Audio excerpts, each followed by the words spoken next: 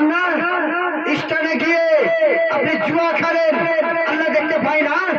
আপনি স্থানে গিয়ে ধোঁকাবাজি দালালি কথা বলেন, আল্লাহ দেখতে পাই না?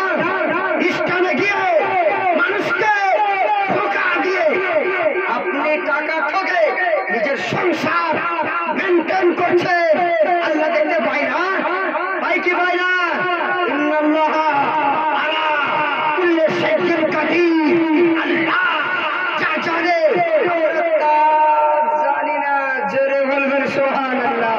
আপনি জুয়া খেলেন, আপনি ঘুষ খেলেন, আপনি জেনা করেন, আপনি মদ খেলেন, আপনি তাস খেলেন, মদ পান করেন, সবই তো আল্লাহ জানে। এক নম্বর কবরে আপনাকে পিছবে তো পিছবে, এক নম্বর কবরের মধ্যে এইরকম উদাহরণস্বরূপ কড়হুতে আপনার কুশিয়ারকে পিড়িতে থাকে, পড় করে শব্দ হয়, একটা আওয়াজ হয়, সেই কবরে আপনাকে শাস্তি ভক্ষণ করতে হবে। যাও ভাই, কবরে যাওয়ার আগে কিছু জোগাড় করতে হবে। মোবাইল ছাড়েন, ধোঁকাবাজি ছাড়েন, তাস খেলা ছাড়েন, নিশা পান ছাড়েন, আর আল্লাহর মসজিদে যান, কিছু জিকির আজকার করেন, তবে আপনার জীবনে সফলতা হবে। হাদিসটা কি পাঠ করেছিলাম? وعن عثمان قال رسول الله صلى الله تعالى عليه وسلم خيركم من تعلم القرآن علمه, जिसने कुरान सीखा और दूसरे को कुरान सिखाया वो सबसे अच्छा है। अल्लाह बोले जब व्यक्ति कुरान के मोहब्बत रख लो, जब व्यक्ति अल्लाहर घर के আমার ঘরের मोहब्बत रख लो, যে ব্যক্তি আলেমের मोहब्बत रख लो, যে ব্যক্তি ওলিদের मोहब्बत रख लो, যে ব্যক্তি নবীকে দিলে গেছে রাখ লো, সেই ব্যক্তি হচ্ছে আমার কাছে প্যারা। জোরে বলা যাবে না? প্যারা ব্যক্তি।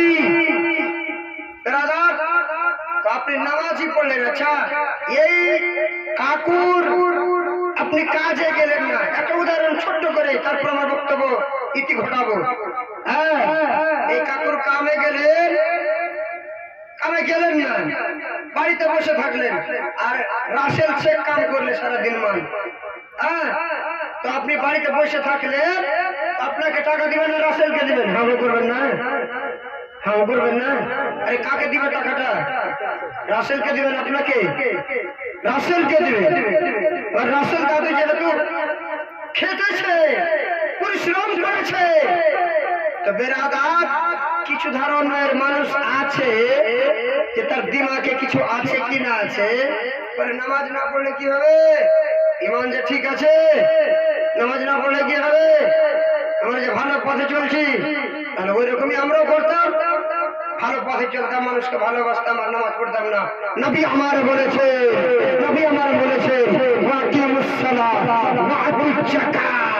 নামাজ কান করো এবং জাকাত দাও। নবী আমার বলেছে যে নামাজ হচ্ছে চোখের ঠান্ডা। জোরে ভালো যাবে না? নামাজকে কি বলা হয়েছে? চোখের ঠান্ডা। আমার রাসূলুল্লাহ বলেছেন যে চোখের ঠান্ডা। আমরা নামাজই পড়লাম না, তো কি করে টাকা পাবো? নামাজই পড়লাম না, আল্লাহ আমাদেরকে কেমন করে জান্নাত দিবে? আমরা বিশ্বাস কি করে করবো? মসজিদে গেলাম না, গান বাজনা নিয়ে ফ্যামিলি নিয়ে ঘরের মধ্যে আড্ডা মারি। আমরা কি বলে, কোনটা শ্বশুর, কোনটা শাশুড়ি, কোনটা জায়র, কোনটা ভাসুর, আমরা কিছু এখন মানি না।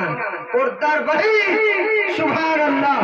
আরে লজ্জা করে, কিয়ামতের ময়দানে আপনার ছালকে ছিঁড়ে নেবে। এটা সুন্দর হয় না। ভাই কেমন ইসলাম জান্নাতিন খায়রান ইয়ারা ওই কিয়ামত ইসমালা জান্নাতিন শাররান ইয়ারা। সুবহানাল্লাহ। জান্নাত জান্নাত করে কতরা কতরা করে আপনার হিসাব নেবে, হিসাব ছাড়বে না। এই রুহটা আছে বলে আপনি পাওয়ার, যে আমি না গেলে কি হবে মসজিদে, না গেলে কি হবে মাদ্রাসায়, আমি কেন মানবো ওলিকে, আমি কেন মানবো নবীকে, আমি কেমন করে আমি আলেমকে কেন সম্মান করব? আমার তো এখন টাকা আছে, আমার তো এখন পয়সা আছে, আমি মানবো না কাউকে। আরে যেদিন পড়ে যাবে পিজড়াতে বেরাদারি মিল্লাত ইসলামিয়া আছে জানে মুহতারাম। এবারে আপনারা একটু দুরূদ পড়েন, আমার বক্তব্যের দিকে একটু আগে বাড়ি হালকা করে। আল্লাহুম্মা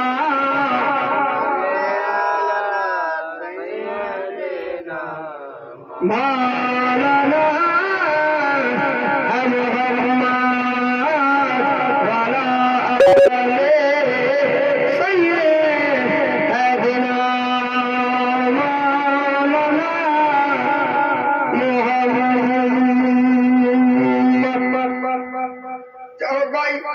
টাইম অনেক হয়ে গেল, ছোট মজলিস তো ছোট বলা যায় না, যেহেতু যে মজলিসে আল্লাহ গুণগান হচ্ছে, নবীর প্রশংসা হচ্ছে, হাদিসের কথা হচ্ছে।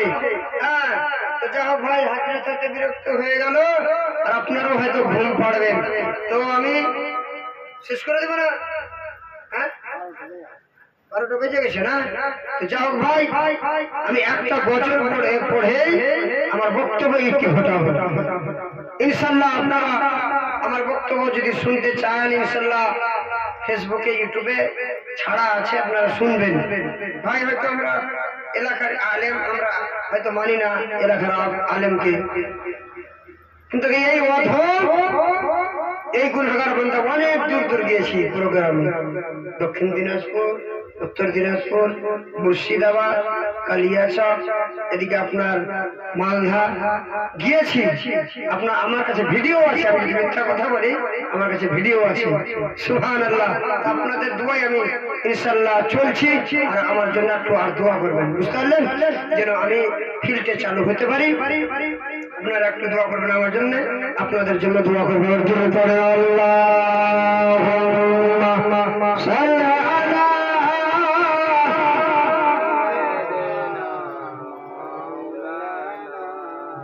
মুহাম্মাদ ওয়া আলা আলি সাইয়্যিদিনা।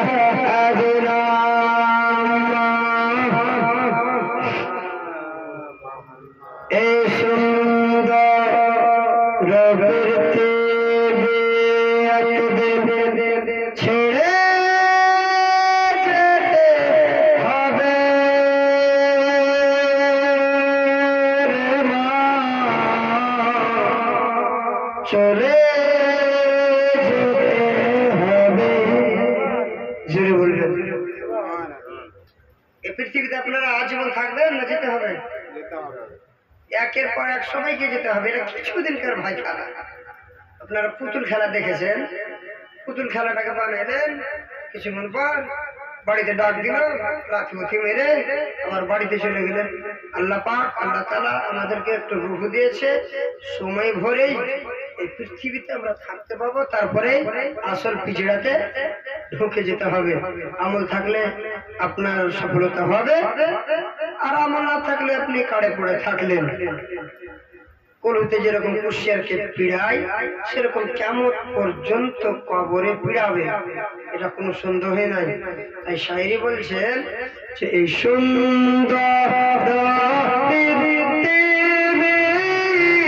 একদিন ছেড়ে যেতে হবে রে মা, চলে যেতে হবে। এই সাত কোঠারির এক সুন্দর পাখি যখন উড়ে চলে যাবে মা, খালি পিছড়া পড়ে রইবে।